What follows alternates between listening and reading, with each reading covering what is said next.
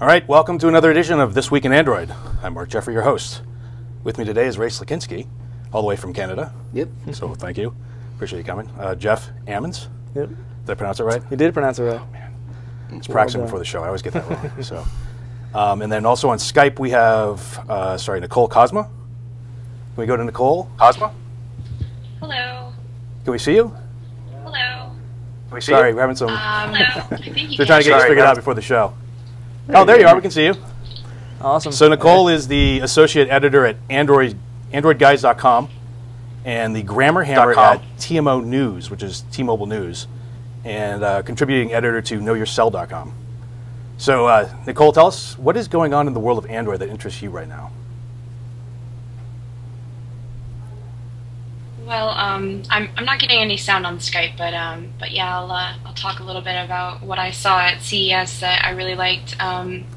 Basically, the Entourage Edge Reader is probably my next exciting thing in Android. I really like it. It's a dual-screen e-reader device, and it has the e-paper on one side that you can write on, and the Android touchscreen on the other side. So it's pretty awesome. It lets you highlight words, you can look at pictures, and it's going to be running about $490, which I think is a little steep, but still a pretty interesting device. So would you say that, can you hear me right now? I'm not sure if you can hear me yet. Guess not. Guess we're having tech difficulties, so bear with us. Let me know when you can hear me, Nicole. I'm sorry, I just can't tell whether you can hear me or not. But so the big, at CES, the big news was the tablets, right? So a lot of Android-based tablets. The big news this last week, of course, was the iPad. So everyone's talking about the iPad. But what we're interested in talking about is what does that mean for Android-based tablets? Do these things compete? Who wins? What do you guys think about that? I don't know. I try to follow Apple as little as possible. No, I'm just kidding. I mean, who wins? This is going to be a stupid answer because everyone's going to say this, but obviously the consumers are going to win. Right. But I didn't see too much in terms of, I mean, it's obviously polished. It's Apple, but I didn't see anything that's like, oh my God, Android will never have that. There was a lot of stuff that's like, okay, we don't have that yet. It's a possibility we can get it. Well, so here's the thing. I mean, I've been using this Droid for the last week pretty religiously, and the thing I've noticed about it, we were talking about this a little bit at dinner last night. The big difference between it and the iPhone seems to me to be that the iPhone is really produced. Everything is really, Fisher Price easy. It's sort of very simple. Yeah. This is more powerful. It's in many ways better, but it's also more raw. It's like punk rock, or or it's very developer friendly. So, for example, you go in the App Store, or sorry, the Android market, and you can download libraries. So it's almost like if you went to the App Store, you could download DLLs out of nowhere. Yeah. So it's kind of, it's very developer-y. It's very sort of, the average consumer, I think, gets lost in that sort of thing. So anyway, back to the tablet for a second. So the tablet's got, if you believe that the killer app on the tablet is books, right? And you've got a bookstore that's very, very easily identified as a bookstore. They call it iBooks. And you don't have something equivalent on the Android. I think that's, in my opinion, that's what they're missing. And they don't really have to produce. Yeah, there's no bookstore. Actually, there's not even like a Stanza-like app that I could find on the Android available. So they're behind the game. Although with Apple launching the iBook store, I assume that Stanza and Amazon are going to quickly move over. Yeah, we can hope. And that's kind of what I was saying is like there's nothing there that's you're not going to be able to find on Android. Like right now, it's not there. But it's more the user experience. Currently, the Android is very geeky. Hey, Nicole, can you hear me? My mom can't do it. Nicole, do you have an opinion on this? If you can hear us? Yeah, I mean, I think he's right. Android is pretty geeky. So do you think, what do you think who do you think wins in the tablet wars? I mean, it's very clear that the lines have been drawn, between, Apple's got a firm stake, something in the sand, and, the Android tablets are kind of all over the place. You don't know which one is the best one, or at least there doesn't seem to be a dominant one yet. And I am kind of confused of, Google now has two operating systems that could possibly exist on a tablet, the Google OS as well as Android. Which Google operating system is the operating system of choice? Good question. You're making the market choose, not just between Google and Apple and Microsoft. You're now making them choose in between multiple offerings. Right. And I mean, that's going to be made by like hardware manufacturers, that choice. So ideally, a hardware manufacturer would choose an operating system and then package it so it's easy for consumers. Right. And then if the consumer is a geek and wants to hack it themselves and, compile their own, so they can do that. something I found this week I didn't know before actually Nicole told me about it. The Nook ebook reader, I have to be careful how we say that because it sounds silly if you say Nook ebook reader, by Barnes & Noble is an Android device. I didn't know that. Did you know that? Yes. Yeah. But what does the Kindle run? Do you know what's actually under the hood there? It's the same as most ebook readers. It's just like a small Linux OS. Okay, so it's very similar. It's not Android, but it's Yeah. Android-ish. Yeah. Right. So, but the thing that's interesting is now you have the Kindle versus the Nook ebook reader, the Apple tablet the Apple iPad versus the Android tablets, and then you have the phones. All these things. I mean, I guess what I'm saying is, all these different things are all sort of starting to converge and fight one another. Right. The reading experience, though, on the iPad versus the Kindle, though people are saying the Kindle's now dead because of the iPad, but the reading experience on the two devices are completely different because one's an e-ink device. Where do you think the Nook falls into all this? I haven't heard great reviews about the Nook. I haven't either. Actually, I use it in Barnes & Noble. They had like a little stand there. I picked it up and I loaded a book onto it, and basically when I clicked on a book, it took 10 seconds to load. I mean, basically it wasn't instant on the way. Supposedly that's a firmware thing that they're working on, and it's going to get a lot better, but they really should I mean, it was kind of crazy that it kept it behind the scenes and fixed their stuff, because I have a Sony ebook reader, and it's under a second to turn pages. Kindle, my wife has. It's also very quick, at least fast enough to read on. Okay. I had a question go back to the store. Like, isn't the new Apple, aren't they using an open format? Yes, they're using EPUB. Yeah, so there's no real reason, which is the same as Sony and Google. Yeah, so there's no reason you couldn't use the Apple Store to buy something you could read on an Android device, is there? In theory. Until the store's open, see what happens when I need to see how I'm going to buy it. But supposedly they're not even going to put the DRM on the EPUBs. Really? And until we actually see the product, it's a whole other story. Yeah. Well, the other thing I discovered, remember last week I said there doesn't seem to be any porn in the Android market? Well, now they've been playing around with the phone itself. Actually, you can't see. I was looking around online. I was looking on the web, right? So if you look at the Android market on the web, it's different than the Android market. Oh, really? Oh, it's a clean version? Yes, it's a cleaned up version. Exactly. I didn't realize this either. So when I started playing around with this, and I started going, looking around, and it turns out it's pretty easy to find porn. It's not hard at all. And there's quite a bit of it in there. So hide it from your children. Yeah. So I mean, they do have ratings, and they do have you can complain and the rest of that. But can you put locks as a parent to say only things of these types of ratings? Or like on the TV, you can say nothing above PG is going to show up. I don't think so. I'm not sure, but I haven't seen anything like that at all. So no, you can't. There's no settings for parental controls. Have we heard anything, rumors that they're going to put something in there? I mean, why have ratings on something if you're not going to lock it in some way? I'm not really sure why they've started the ratings, but they haven't discussed anything regarding whether or not they're going to instruct parental controls on it. I mean, even the tablets, they need to address that as well, because they're mostly media devices where you are going to be watching like video, and it seems important. Yeah.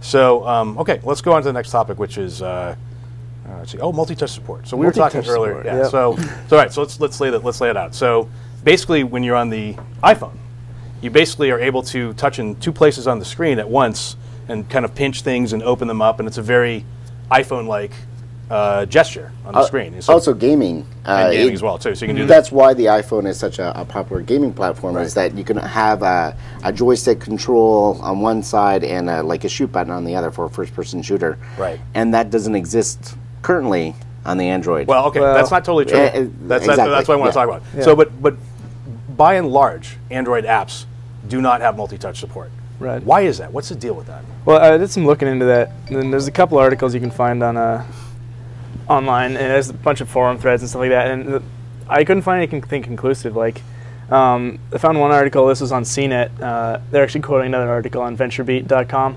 that said that an Android team member said that Google had been asked by Apple not to infringe or not to implement multi-touch support for their apps, based on them. So it's a patent? Yeah, that's what they claimed. But that's weird, because it's in the kernel. We know it's in there. Right, yeah, it is. The thing is, I was able to find, if you do some research, you can find certain apps that use multi-touch support. Right. And I know the Droid comparable version in Europe uses multi-touch and supports multi-touch. So it's in the kernel, it's in the OS and everything. So it's not hardware limitation at all. No, it's not. And I actually downloaded the Dolphin OS or Dolphin browser, and it has multi-touch support. You can do the pinch, pinch zoom, that sort of stuff. So I'm kind of at a loss as to what's going on. It's possible here Google, or not Google, but Apple and who is it, Palm, we're possibly going to be hitting up into some legal issues.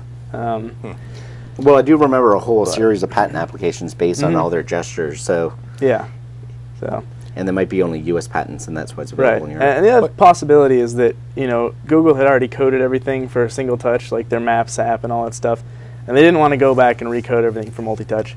That's the non-conspiracy theorist view of things. Right. I don't like that view. I don't like that one either. I don't trust that one. Well, there is a guy named Cyanogens. I don't know if I'm pronouncing that right, but anyway. Yeah, Cyanogen. Cyanogens? Okay, cool. So, actually, why don't you tell her, Nicole, why don't you tell us about this guy? Because he pops up all the time when I'm doing research on Android. He basically is one of the top modders. Tell us about Cyanogen. Cyanogen actually makes ROMs for pretty much all of the Android phones. Mostly the G1, the MyTouch. He's working on the Nexus one as well. And actually, I have a phone here that's running Cyanogen. I can show you guys the difference. I don't know how well it'll come out on video, but oh, cool. This is your standard. I'm not sure how well that's going to show up, but yeah, it's kind of hard to see. Just explain to us what he did. Difficult, but pretty much it's a lot faster. The battery life is a little bit better. It kind of kills a lot of things that are not necessary running in the background. It allows the user to wireless tether their phone. And the most important thing that it allows is apps to SD, which Google is talking about making native for the Nexus 1, which I also have here. And basically, unlimited space for your apps as long as you have the SD card to support it, which that's the main cry from people besides battery life is, I don't have enough room for enough apps. Got it. And, with the iPhone, you have like 8 gigs of space where you can store stuff, whereas these phones you have like 200 megs maybe to store apps. Right. I have apps that are that size on my iPhone, so that's a limitation. Okay, well, I know we've got, let's go to our next segment now, which is Android Open Lines. I know we got someone on the line right now. So we have our opening segment.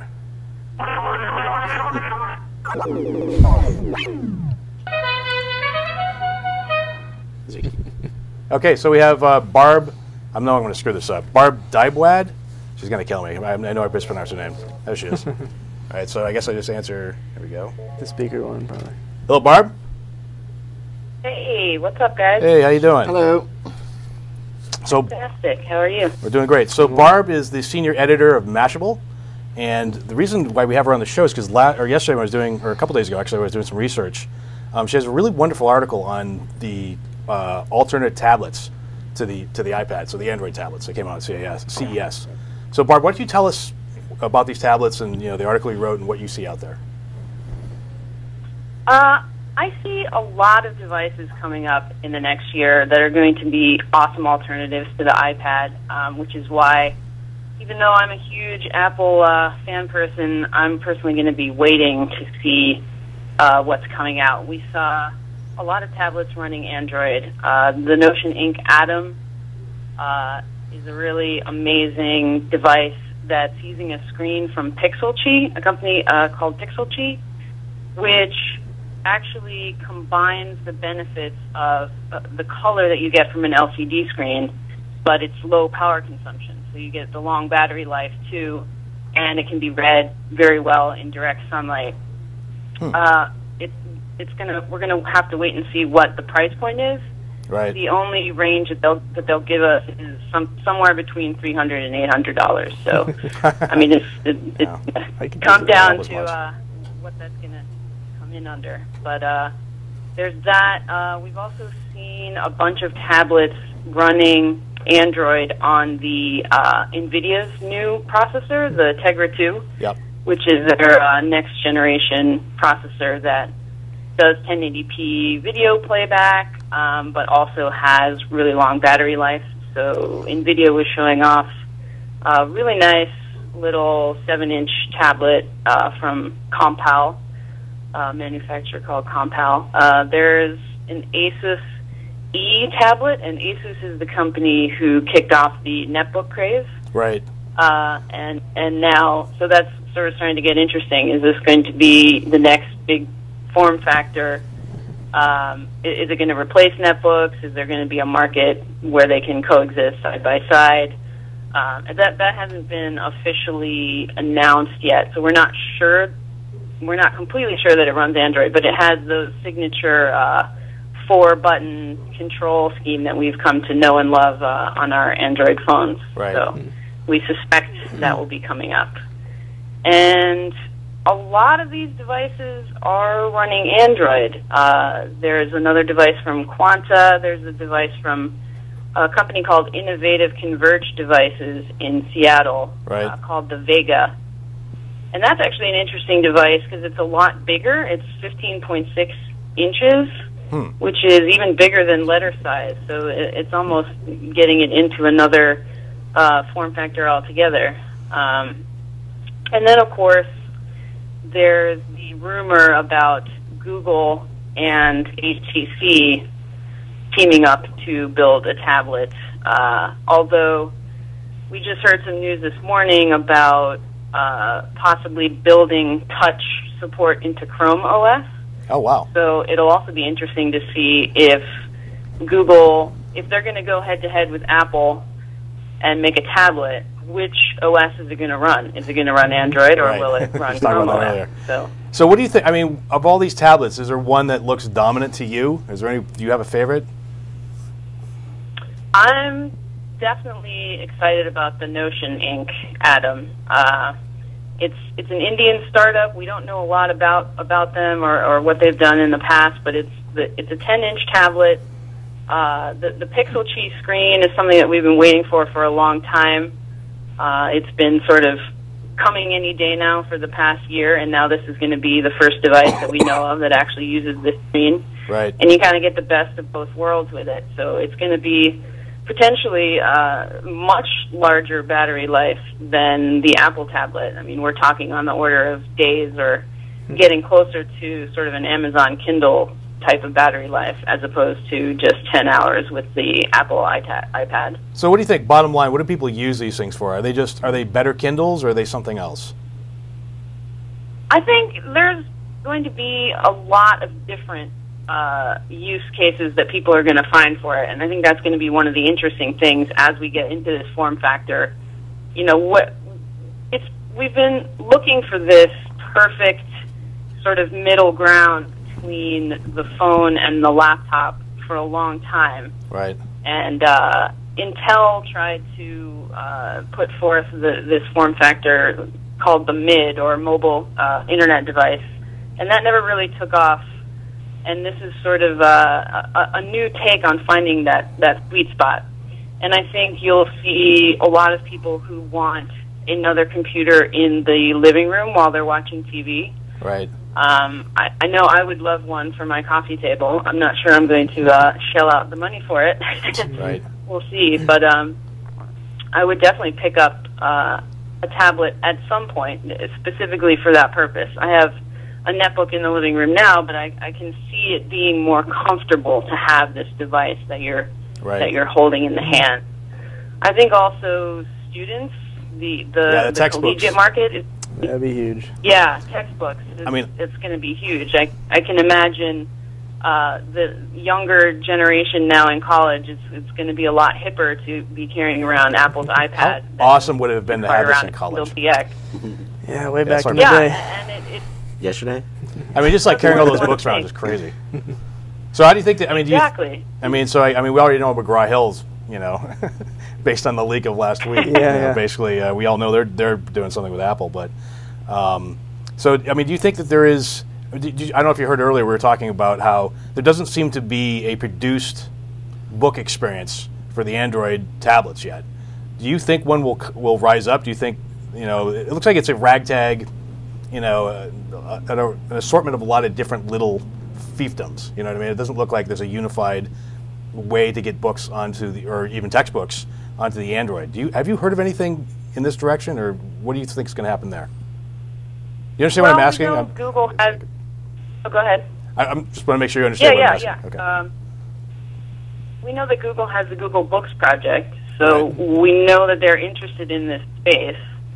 And I was actually expecting a lot more out of Apple in terms of bringing publishers on board to the device. It was one of the things that we expected to be sort of the killer app or the ultimate purpose for this tablet. And I think the fact that they didn't come out swinging shows that it's possible that the publishers that they've talked to, and we know that they've talked to them, are waiting to see how this ecosystem evolves. And they may be sort of holding back, and for all we know, they could be also talking to Google. But it would have to be, someone would have to take the bull by the horns and actually say, here's our content store. Right. And whether or not Google wants to do that, it's anybody's guess. They certainly could. It has to be someone with the clout of an Apple or a Google that will really do it. So it's going to be interesting to see which one of them does it first. Cool. Any thoughts on this? No, I think the book, the whole book experience is yet to be played out. But I'm actually interested in your thoughts as a kind of a side question. Is Microsoft kind of pioneered the tablet, and yet they're not even considered in the race anymore? It's true, yeah. The tablet form factor has really been around for 10 years already, and you can still go and buy the tablet PC, down the street. But it was a different form factor. It was more like if you could unhinge a laptop and screw the, turn the screen around and slap the two sides together so you have a tablet. Well, actually, so it's still more like when they first launched it was keyboardless with a stylus. And the market didn't want it, so then they slapped it on as kind of a part of a computer, so it was a feature to a computer, a laptop, instead of a tablet on its own. Speaking of the stylus, I think that's a really good point, actually. Yeah. I think that may be one of the reasons why we weren't ready for that device at that time. And now that touch is very much de rigueur, and it feels so much more natural to actually use your fingers to control a device than to use a stylus. I think that could be one of the key pieces of technology that's now fallen into place. Now that we're used to touch controls on our phones, it makes sense that it's going to start coming into other computing devices as well. And this sort of tablet renaissance is a very good way to see how that's going to shake out. Yeah, okay. All right, Barbara, I don't want to keep you too long, but I really appreciate you coming on the show. Thank you so much. Thanks for having me. Okay. Talk to you soon. Bye-bye. Bye. Okay, let's go to our next segment. So we have, let's see, Andreas Schobel from Snaptic. He's the CTO. So this is the App of the Week segment, so let's roll that.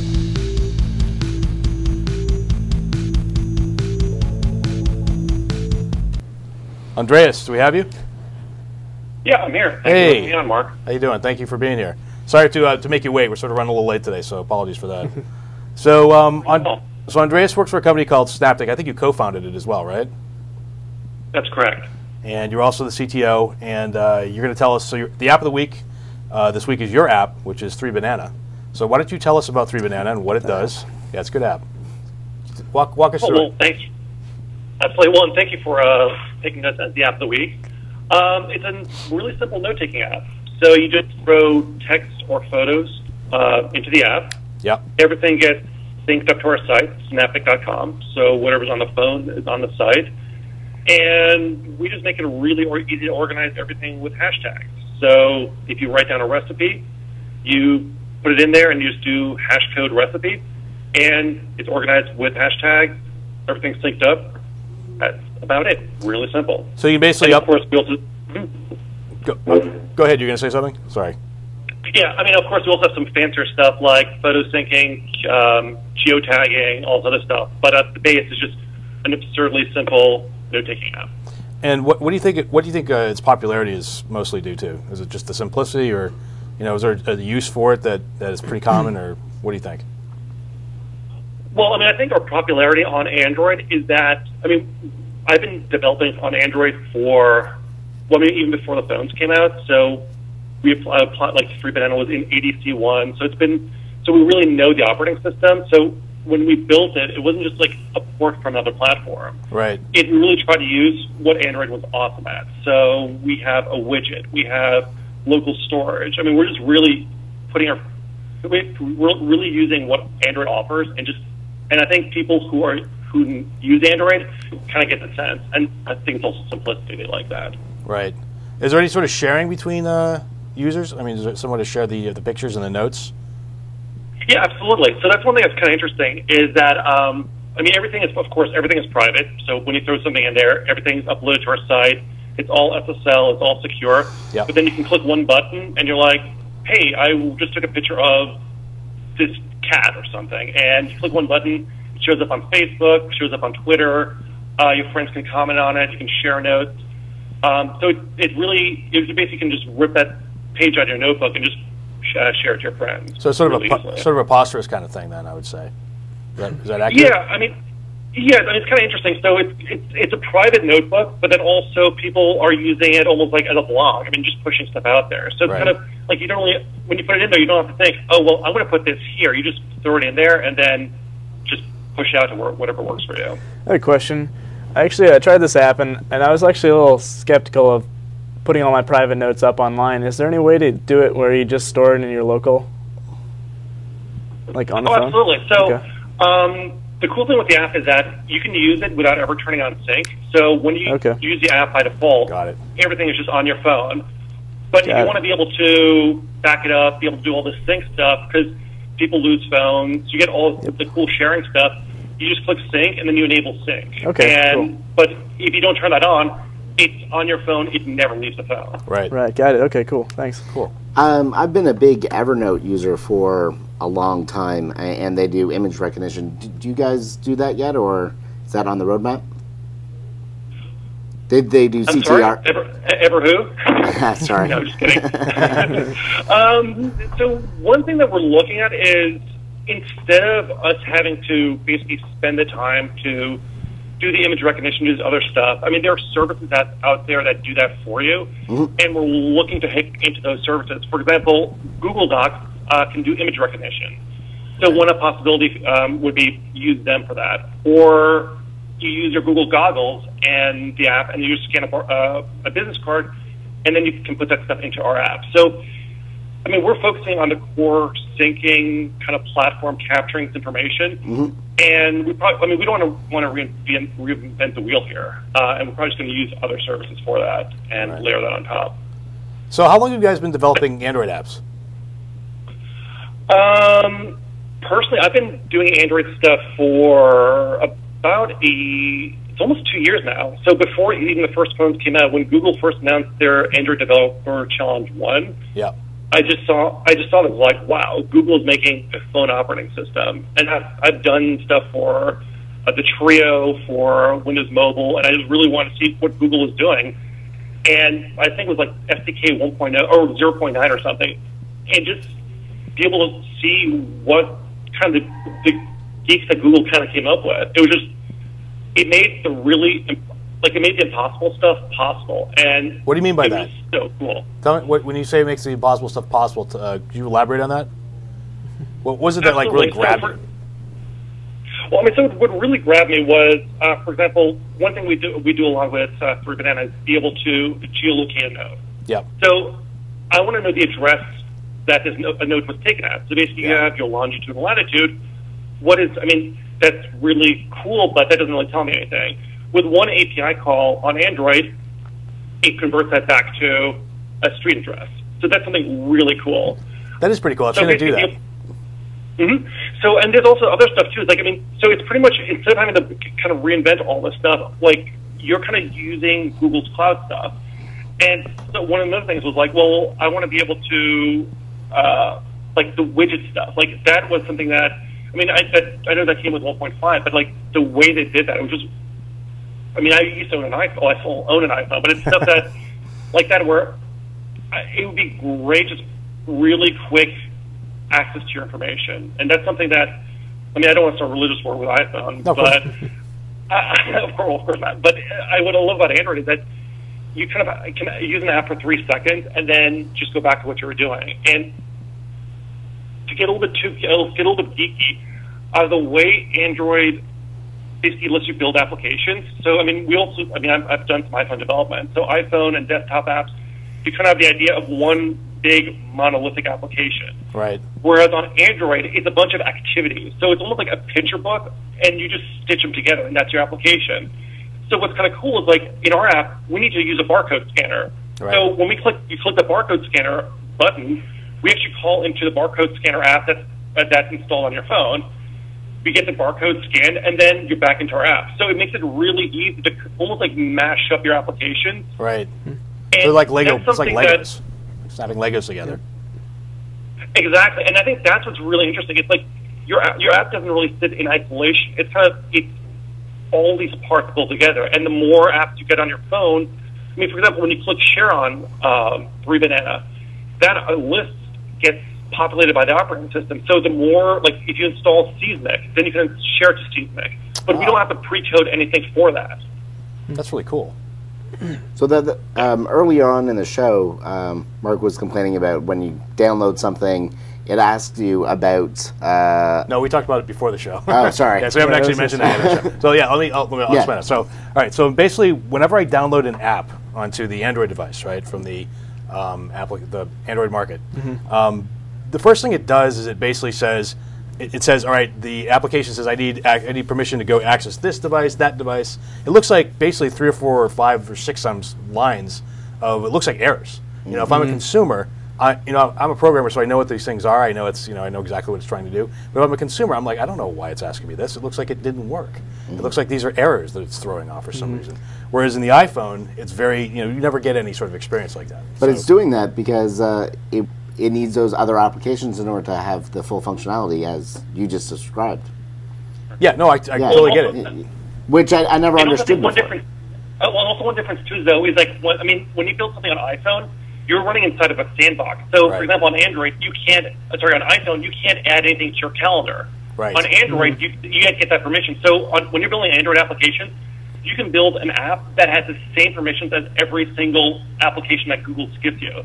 And there's even one permission called Brick, which basically allows you to disable the phone. Wow. So you have permissions for everything. But that's really scary. Like, if I get this to my mom, she has no idea what this means. And that's a huge problem for Android. Yeah, I think it's a big problem. I mean, that's the biggest thing I've noticed over this past week is it seems like there's things that the consumers are just not going to get. And it's odd that they developed Chrome OS that is that jailed sandbox environment, and then they built Android that's the complete opposite.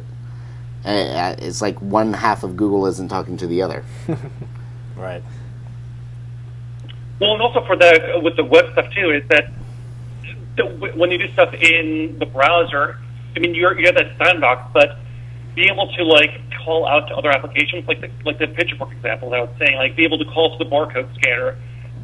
That you wouldn't really be able to do that in Chrome OS. So it's a very hard trade-off. And you're absolutely right. It seems like part of Google is like, hey, let's do this completely web HTML5, and then this other side is like, we still want to have this more traditional app development model. Sure. I think there's space for both of those, though, definitely.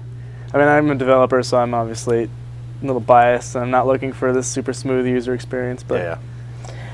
You're not just a programmer, you're a Linux user. Yeah, I know. I'm a Linux user. A whole different realm of person. I've been ruined, right? All right. So, Andreas, anything else on your mind you want to talk about with Android since we got you on the line?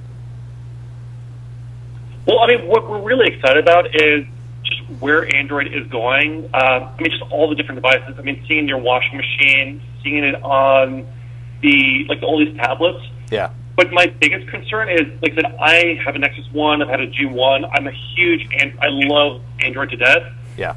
They need to do something on user experience. And, yeah. I mean, even like just iPad stuff, they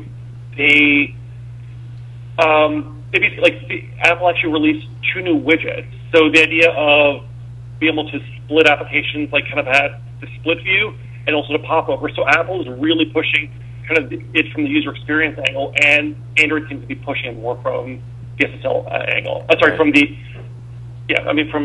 engineering angle. It's a little bit weird. Yeah. Yeah, I'm totally with you. I think it's very powerful and it's very awesome, and I think it's going to evolve a lot faster, but it's really rough from the end user consumer point viewpoint. So is there some? I mean, who can unify the Android experience for the consumer? Is there anyone? I mean, is it going to take Google kind of pushing that forward in another revision of Android, or how do you think that could possibly transpire? I think what might need to happen is that, I mean, the market right now is completely open. Yeah. And I mean, let me back up for a second. So what I've seen so far is that Google's really focused on the gut of the platform, the engineering side of the APIs. Yeah. And one thing that really surprised me with 2.1 is that they're now finally pushing the polish of the usability. So once you have the foundation done, you can always make it prettier. Yeah, sure. So that, I think, is really important. But I think another thing they really need to look at, too, is how do you do the market? So what I was going to say before was, with all these permissions, and what are the implications for security? Yeah. I mean, there's certain applications that just dump stuff out to your SD card. Most people don't know. It's like any application can read that if you have the permission. So I think there needs to be like maybe another layer above the market where it's like, hey, maybe the apps that your friends have used, maybe like a kind of a new discovery thing. Because, like I said, these permissions do look like errors, and people just don't understand security implications of all this stuff. It really reminds me of when Java, or I guess Java first came out, and when you basically had a Java applet running in a browser, something went wrong, or even if it was, or if it just wanted access to a device on your laptop, it looked like it was screwing up. It looked like it was throwing errors, and so people got scared of those. So.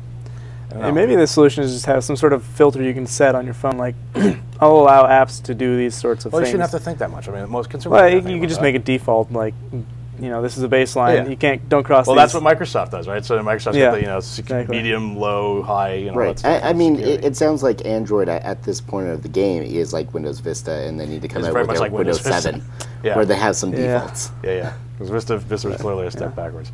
Okay, Andreas. It's like Vista. It's like Vista, but I mean, just the amount of people downloading these phones is just absurd. And that's the thing. It's like they have so much momentum, and even like 6 months ago, even 6 months ago, the market didn't even have pictures of screenshots of the apps. So they have this huge amount of momentum, and they need to do something quick, or else it's gonna get scary. So yeah, no, I completely agree with you on that. So all right, Andreas, the company is Snaptic. The app is TWiA. Thank you so much for being on the show. Appreciate it. Thank you. Thanks a lot. Cheers. All right. Hey, Nicole, do you have anything to say before we move on? I don't know if you're still there. I'm still here. Can you still hear me? Yeah. Yep. Okay, excellent. I think TWiA actually got in on the syncing your notes bit. They really kind of snuck in there because there's no Google Docs sync for application for notes to sync to your Google account, and there's been a couple of apps that have come out since then that are similar to Evernote and everything, but they are really, really limited in their functionality. So I think TWiA is probably leading the pack, even when it comes to the ones that work directly with Google Docs. And I would kind of be interested in seeing TWiA integrate some Google Docs stuff, because a lot of people keep everything centralized. That's why they're using a Google phone. They have their email there, their calendar. It'd be nice to see it in Google Docs as well. Yep. Okay. Cool. Thank you. All right, so let's move on to the news. It's my cue. Yeah, exit stage right. Do we have the news? We have something for that, don't we? I think we have a news thing. I think we do. There we go. Run. And you're too late. And we didn't get it. That's right. Show 2. We're still getting it figured out. There you go. So this is Amanda Coulong. She's going to read us the news. Amanda. Well, thank you very much. So tell us what's going on. What's going on out there? Well, back in August, Samsung said that there would be Android handsets for under $100. Oh. And that was far-fetched at the time, but I mean, if you look at it now, there are rumors that Qualcomm has a processor that's going to power the yet-to-be-announced Motorola Devour handset. Right. And that may be low cost enough that this might actually be a reality. So do you guys think that we are going to see Android phones for less than $100 or maybe even less than $50? Actually, let's start to Nicole. Nicole, what do you think about this? Well, we've already seen Android phones for that on contracts, so I mean, we had... So subsidized. I think this is, you're saying unsubsidized. Right, so unsubsidized. So that would be a free subsidized phone. Exactly. Yeah. We are, I think, really far from that. I don't see that coming anytime soon. I still see phones, I mean, even Google's phone is still in the $530 price range, and they're trying to deliver Android to the masses, so... it's going to be a tough one for Samsung to try to reach into that price range, I think, without delivering something that barely runs 2.0. What are you seeing? What are you seeing for the price range right now? What's the lowest cost unsubsidized phone that you've heard of? I would have to say, I think $399. I mean, as they're on the market, they obviously depreciate, but I think probably either $399 or $499. That's probably something I'd have to look up. Yeah. Okay. All right. So basically, $400 is what we're seeing right now. What do you think, Ray? Yeah, probably. But what's the possibility of running an older version of the operating system? Like if Samsung comes out with an older version of Android. The problem with that is if they run an older version of Android and you have all of these developers keeping up with all of the newer versions of Android, they're going to be looking at a market that has almost nothing available because all of those devices are going to be checking for 1.6 to 2.0 to higher. Right. So there'd be almost nothing for them to use. But they would get more handsets on out there. Yeah, they would get more handsets out there, definitely, but the choices of applications would be so limited, I'm not even sure if people would want to use them or not. I mean, the developers would have to, back support all of those different versions, and a lot of them just don't want to do that. They're just moving forward with newer phones. Right. All right, so basically we're saying no way. Saying this story is just not going to hold my water. Yeah. Bunk? It's bunk. Total bunk. Interesting. Well, I do think we'll see, I think we'll see handsets that are 200, 250. I think that's realistic. Yeah. And I'm not sure if Nicole agrees with me, but I think we will see. I agree. These things are going to cost less than iPhones for sure. Yeah, I think 250 is reasonable, but I don't see them going in under $100 anytime soon. Yeah. Okay. All right. So we're going to say no on this one. All right. So next story. Next story up. Oh, one of the biggest gripes about the iPad, the Apple iPad, is that it doesn't have a camera. Yeah, isn't it? What's going on with that? It doesn't have a camera. It must be a price thing. It must be. So, yeah, it sounds like they removed it last minute because in the SDK it's actually an option. Like, okay. Oh, interesting. So you can program for the non-existent camera. Nice. So it sounds like they removed it last minute, probably in order to get the price down. Well, the point with this is augmented reality fans are not happy. So I mean, are they snubbed here with this? I mean, what do you think that the exchange was with that? Well, so was it not worth it? Well, I think so the Android tablets, some of them have cameras in them. So I think that was ultimately where I wanted to go with the story. Yeah. So I guess the question is, 7? Yes, the Arco 7 has a camera in it. Yeah. So the question is, does it, in a tablet device, is a camera a must-have feature, or does it not matter? I think it's a must-have feature. I'm not sure if we're augmented reality because if I'm walking down the street, I'm not going to carry around a 10-inch anything. Yeah, that's right. and walk that's probably a bit much. You're kind of like, face. Good God. Right. Touch probably does that just fine. Yeah, exactly. Also, it's like a tray. Where the camera is, I'm assuming that on most tablets the camera is going to be front-facing. Oh, that's true. It would be facing me. So why would I? So you can't really do augmented reality with that, right? Yeah. But it is great for doing like a Skype interface for video conferencing. A lot of people want it for that. Also, just like a photo booth experience, like if it was on the iPad. Right. You could have a photo booth type app and have some creative fun things. Well, it's interesting. Video conferencing. That's actually really. I hadn't thought about that, but of course that's an obvious one. So I mean, on what you're trying to replace. I mean, if you're trying to replace a netbook with a tablet, then I think it's really important to have a camera, because if you're saying this is going to be the device that people are going to use to carry around instead of their netbooks, I mean, your $300 netbook today has a camera in it and can do live video conferencing for you. I think, to your point, though, this kind of jumps into a discussion about what is the use case for these things, because I personally am not going to get an iPad to carry with me to conferences. It's not going to do what I need it to do. It's not an actual computer. What are you going to use it for? You use it like a computer? Yeah, I need the processing power for basic applications. I see the iPad more as a multimedia device. Editing photos on the fly, getting those uploaded, that sort of thing. I don't see it as a comparison really in terms of use case with a netbook. I'd rather have a netbook personally for that you need sort the of keyboard. thing. Yes. Basically, you want a pad, yeah. But then you want to have the keyboard extension, which is otherwise known as a PC. Yeah. Which is just, at that point, why would you get a pad? So I think it's a matter of use case, and then in terms of is a camera necessary, I think the audience, consumers will tell us that, because if it's a feature they really want, they'll scream for it. Right. Yeah. My view of this, like I've made no secret of this. I think it's a better Kindle, I think plus movies, and you know, but really, And a bookstore. yeah, and a bookstore. But basically, it's like that's where your books are, that's where your movies are, that's where your TV is, and that's it. I don't think it is a computer. I mean, really, in the sense that you think of a laptop. Exactly. I'm not entirely sure about that. I have an old MacBook. So I don't care about the camera. Sorry. Yeah. I just want to finish the point there. We have a MacBook that's kind of like the living room computer, the family computer. And when that dies, we'll probably look at tablets because we just don't need the bulk, and it's usually for email, browsing the web. Right. And these are things that the iPad's good at, and any of these Android ones would be also good at. And we don't need the bulk of the keyboard. And Exactly. I mean, I think what it really comes down to is to a point Barb made earlier for Mashable, is that can these different devices coexist side by side? Can tablets coexist next to netbooks, next to, you know, they're all these different devices. And I think it's really use cases and what individuals are looking for. Yeah, that makes sense. In terms of the form factor. So. Okay, let's go and move on to the next story. Number 3 is Apple organizing a media attack on Google. Wow.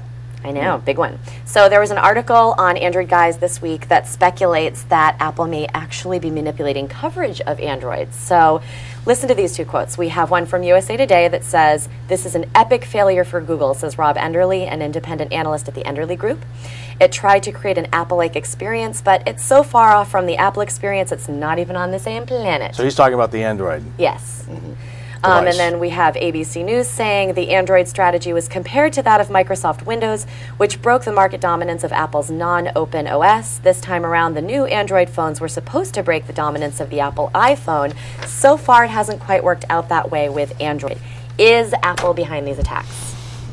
Well, that's a bit X-Files. Of course it's a loaded question. Are they the secret puppet masters? I think we were talking about this just earlier, that the experience for downloading the applications, the UI's not there. Even developers are saying that it needs polish. And to the first quote, I think they're probably right. As to the second one, I think nasty, we need some time to really see if the strategy's They're going not to work. just saying that it needs polish. They're saying it sucks, and they're saying it's terrible. It sucks now. I mean, I think the reason why there's this article came out is because somebody read these and went, "Wow, this is like unusually harsh." It is. You know what I mean? It's not. They're not just. It's an attack almost. Right. It's not an opinion. And it's are an they attack. warranted? Yeah. So the question is Apple somehow wielding some influence behind the scenes? So I mean, I'm not sure. Who knows? What do you think? What do you think? Yeah, what do you think? We actually got this from your site. So what did you say about it? I actually have a little bit of different opinion on that. I don't think Android was designed to be the iPhone killer, and I think that people should stop addressing it as such. They're going to be 2 completely different kinds of experience. And as far as polishing, obviously anyone who says, "Oh, Android's not polished," blah blah blah, they've never used like a cyanogen ROM where it's much faster on the phone, or a really nice theme like the Enoch theme. I mean, both of those are beautiful. They make the phone beautiful, and of course it's not going to look like an iPhone because it's not an iPhone, you know, and they've had years to make their product, whereas Android is still in its infancy, and I think they should just cut it some slack. Yeah. Okay. So do you think it needs polish, or it's fine the way it is? I think it's fine the way it is, and you can customize it to your liking, which is something that you definitely cannot do with an iPhone unless you jailbreak it, and even then the possibilities are limited. Maybe the answer is that HTC or Motorola provide better themes right out of the gate. Yes, so it doesn't look so, HTC is attempting to do that with their Sense UI.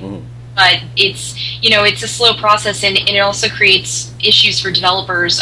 That's where the fragmentation comes in, because you have developers that are trying to reference certain things that particular UI is already using, and so things like the dialer for applications that use dialers, you can't use it because the Sense UI is already occupying that. So, there is a problem with that as well. It's pretty much going to come down to, making themes and making those universal. Right. Okay. So So what do you think? Do you think Apple is wielding some influence here on the journalists, or is this just bunk?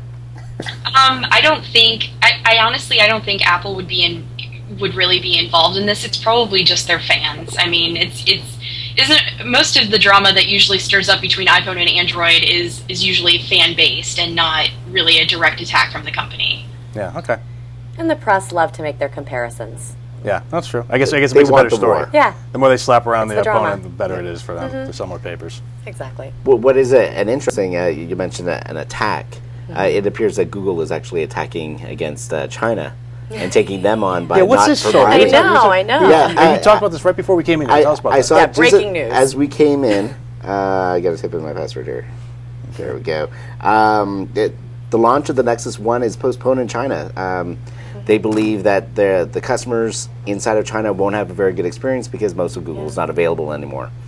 So who's they? When you say they postponed, you mean Google postponed the Google. launch? Okay. Yes. So China didn't say don't come in. Right. Google Right. said we're not coming. We're not Right. coming. Okay. And they basically, because they believe it's a bad experience, is that? Well, now that they pulled out of China for Google.cn, Right. a lot of the content and the APIs and all that won't be available to them. The maps won't work.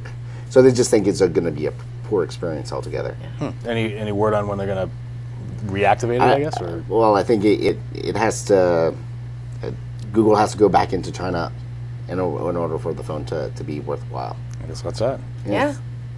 Have you heard this story yet? Stalemate. I've heard about this story, but I think that Google is 100% spot on with this. You know, China was upset about them not filtering the results the way they wanted them filtered, and so when Google pulled out of China, they're right. Without a lot of the Google functionality, the phone experience will be really poor, and there's just no reason to buy the phone. They'd be sending them back. Right. There would be no mail application, no maps. Oh, that's cool. So All what is the there? API stuff would stop working. Yeah. Wow. Yeah. Okay. I can see why they Talk want to about launch big it. frustration. Sure. Yep. I don't think even Cyanogen could help them then. They're just done. So, okay. So let's, I guess, next story. Okay, next story. Oh, I love this one. So earlier this week, the Walmart Coming Soon page featured the Nexus One, and obviously making it appear that pretty soon consumers across the country would be able to purchase the Nexus One in Walmart stores. I'm already thinking Nexus One, Walmart audience, anyway. But then mysteriously, the Nexus One reference was removed, and Walmart issued this statement. Due to a technical error, this item erroneously was displayed on our site. We have no plans to carry Nexus One in Walmart stores or online at walmart.com at this time. Walmart spokesperson Ravi Jarawala. PR statement, yes or no? What happened here? Was this a premature announcement? Was this a mistake? What was going on here? Was it a hack? I can't believe they're a hack. I mean, if you're Come going to hack, on, it if seems you're going to like hack a hack Walmart, to me. you're going to do something better than pretend like they're going to carry the Hey, if Droid. TechCrunch can the get Nexus hacked. One.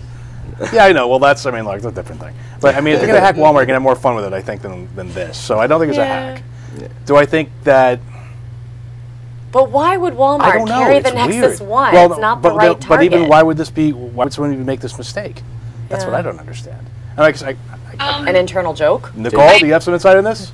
I don't have any insider info, but I can definitely tell you that maybe they made a mistake between the handsets. I mean, it's really hard to conceive that a company like Walmart would just mistakenly go, oops, we're actually not carrying that phone. Yeah. Blame the web guy. But there were a lot of rumors recently that WiMAX from Sprint and Walmart were going to be teaming up, and no confirmation on that at all. But it seemed like a pretty good plan in theory if they were to put WiMAX towers on Walmarts when you think about how many Walmarts there are. But I could be the hero. If they do team up with Sprint, it could have been the hero, which is similar in appearance. Front-wise, it has buttons on the front, but it could have been an error there. But again, really hard to conceive that a company like Walmart is going to make a mistake like that. Yeah, it's a really puzzling story. It's really odd. And that they issued a statement about it also. Well, because everyone got excited. Everyone was like, "This is great," and then basically, Hey, I can sorry, get the Nexus One just somewhere joking. else. Yeah. Well, I mean, it's mainstreaming the Android platform, right? Yeah. And To be there, yeah. Yes. So I think it's Is it a it's too bad. conspiracy to create buzz? Walmart was like, "Yeah, we need some hits on our website today, so we're just." Yeah, I don't think they're that desperate. I think Walmart's doing just fine. Yeah. So okay, well, so All right. it's going to be a mystery forever, I suppose. It's a mystery. All right, Unless it shows up again. there you go. So last story, I have to say, you know how to pick the app of the week because Double Twist, which was last week's app of the week on the show, they just announced a major partnership with T-Mobile. So the new MyTouch 3G Fender Edition is going to include a custom installer for multimedia sync. So, question of the day is, does the Android platform now have the equivalent of iTunes? Well, I mean, basically what I saw last week, it's not exactly iTunes. Okay. It basically lets you sync stuff that you already have on your computer that is, there's no DRM around it. So if you go to Amazon, you basically use Amazon as your point of purchase or somewhere else.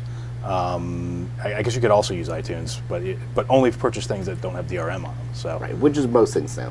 right, that's true. Yeah. So it basically will sync the media to your handset, and that's really what it does. It's sort of an organized syncing mechanism more It's a than good utility then. yeah. So I mean, And the Amazon MP3 service is actually really good. I know when Vampire Weekend launched, it was like $4 to get the album. Yeah. And it was, $12 to get it on iTunes. Oh, that's pretty cool. Yeah. Nice. Okay. Yeah, the MyTouch 3G Fender edition, is that the one that they have Clapton? And Yeah. you see the commercials? That's a Clapton commercial, right? Yeah, that's what I thought. For those of you who know Mark Jeffrey, Yeah, I was that's like, not a start doing- surprise. No, not at all. So, He's going to break out his... no, I'm not going to rock out right now. It's not Oh, going to come happen. on. No, not in this show. We have the guitar in It's there, not this don't we? week in guitars. Coming next soon. week. So. All right, so I guess, what do you think about this? iTunes, yes or no? I have to play around with it more. But I mean, it has the potential, at least gives some sort of music purchasing from the phone Yeah. on the Droid, which they were kind of lacking. Yeah. That's what they're just Exactly. lacking the production of. I think that's Right. it. I mean, People want to buy music when they hear it on the radio or... Well, you have all these Or a music friend talks discovery about it. services now where you can find out what the song is, and Right. not necessarily a Shazam, but there's some others out there now too. Soundhound, I think, is one. Yeah. And the minute you hear those, to be able to click the purchase. Even Pandora and, Last FM have some sort of purchase now as soon as you hear it. Yeah. Okay. All right, so I guess that's it. That's it. That's the news Oh, this you have week. something? Just again, as I walked in the door, Another story? another story said Okay. that the Nexus One In has only development. sold 20,000 units, Wow. which is not that many. I don't know if that's What were they true, expecting to sell? confirmed. I don't know. I just saw it as I walked in the door. Do they have so we don't know if they have a surplus? And I don't know if it's true, like how founded it is. But Nicole, what do you think about this? I think that Google set their expectations. and this is first week sales. Sorry, I don't want to say ever. Their first week expectations. I can't remember the number, but I do remember it being something a little insane. And It was I crazy. think they set it way too high. I mean, first of all, people are not familiar with this whole process that is very popular over in Europe, where you buy an unsubsidized phone and then you take it wherever you want it. So that's a little foreign here. And not only that, but they only partnered with T-Mobile to start off with, and so that was only T-Mobile customers could upgrade, and a lot of them were not eligible for upgrades yet and didn't want to shell out $530. They had Like bought Amanda. yeah, and it's a nice phone. I mean, I really like it, but at the same time, there's not a lot of information out there for your just average consumer. There's not the same kind of marketing behind it that you get with like the Droid or an iPhone even. It's not like there's 10,000 commercials advertising Nexus One to pump it into your household. Right. Okay. Yeah. I mean, if you look at Droid, that marketing campaign was huge, still is. Yeah, it's Or- still in there. It was a couple $1 million for their marketing campaign, and it definitely worked. I see people that I never would have expected hanging around with Android phones that are carrying them around. I met two, 60-year-old people today that both had matching droids, and I was like, awesome. Grandma and Grandpa have droids. Oh, that's cute. It can All be right. possible. Okay, so I guess that's it. If you want to be the app of the week, tweet out to #TWiA Android that you would want to be the app of the week, and I'll get in contact with you. I'm watching that hashtag. So #TWiA Android. If you want to be the app of the week next week or in the coming weeks, make sure you let me know that way. Other than that, I guess that's it. We'll see you next time on This Week in Android.